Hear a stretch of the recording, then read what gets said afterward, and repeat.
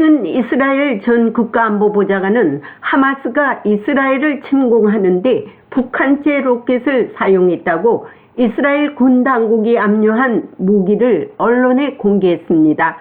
하마스가 이스라엘을 공격하는데 북한제 무기를 사용한 데 대해 한국 국정원도 인지를 하고 있다고 밝혔습니다.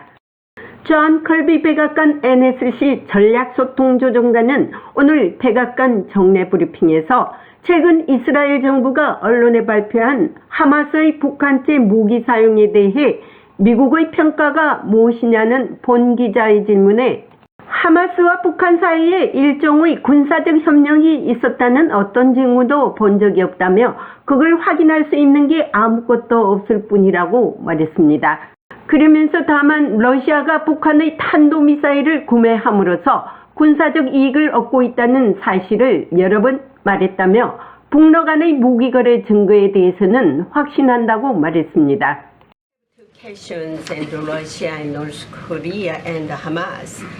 러시아, 북한 그리고 하마스에 대한 두 가지 질문입니다.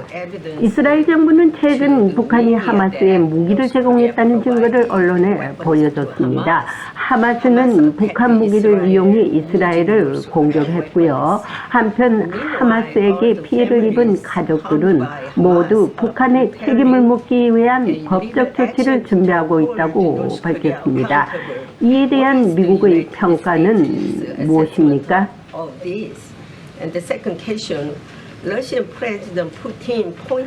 두 번째 질문입니다.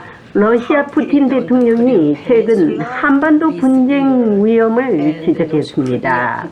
그와 더불어 북한이 한국을 향해 포사격을 계속하고 있습니다. 러시아와 북한의 군사협력이 실제로 남한에 영향을 미칠 것으로 보십니까?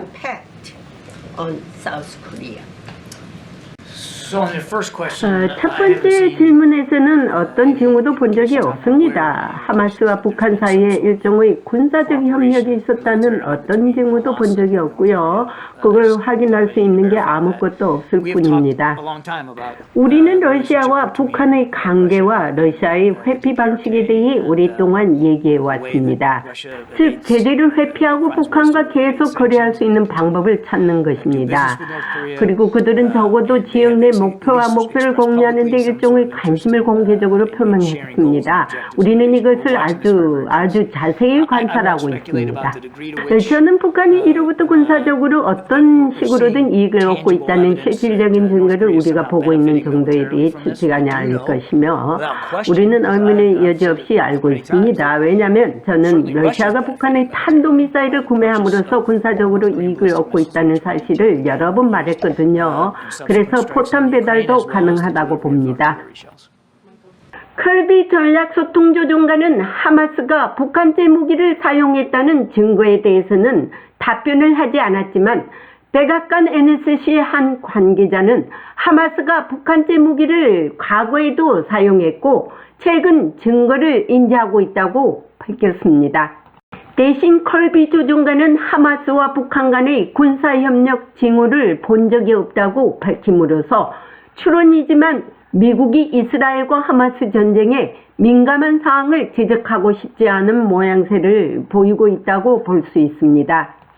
백악관에서 보이스 오브 워싱턴 제니박입니다.